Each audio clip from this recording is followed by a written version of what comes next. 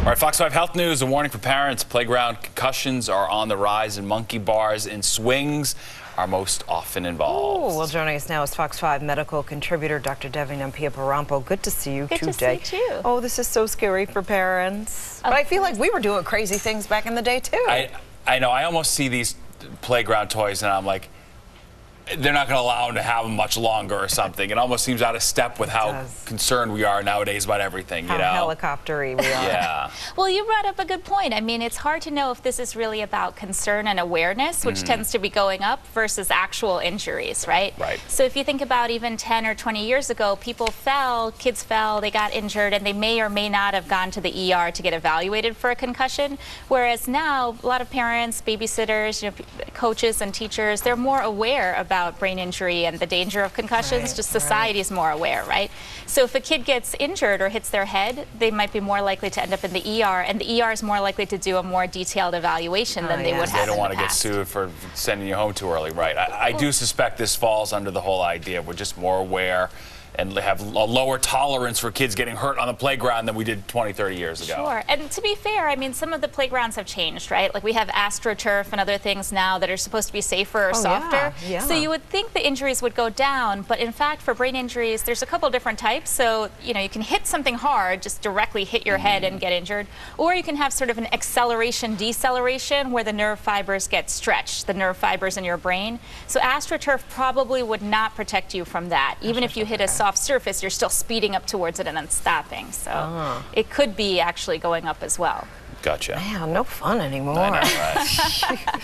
All right, let's talk the big loser. Contestants lose a significant amount of weight in a short period of time. But for many of them, unfortunately, as we say all the time, they put the weight back on.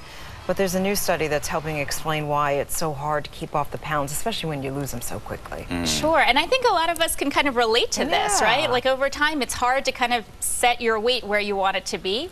But this goes into a larger topic of how does the body decide where to set its, its goal. So with these contestants, what they found was that they lost a lot of weight, right, while they were on the show. And then later, over the course of 6 years, this was a federally funded study, they basically found that their metabolism really slowed down. And so even if they ate less, even if they exercised more, they still had a hard time keeping the pounds off. So in some ways, this is really disturbing, right? It's like their body's sabotaging their weight loss. Exactly. So, and there are different ways that it sabotaged it. So it can slow down their metabolism. It actually can increase your sort of fuel efficiency, just like your car basically gets more miles per gallon, you know, depending on what kind of car you have.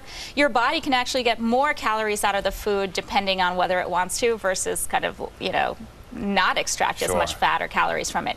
So it sabotages it in different ways. And then there are other studies that look at how hungry you get, which is related to a hormone called leptin, but it basically changes sort of how hungry you feel while you're dieting or trying to lose weight.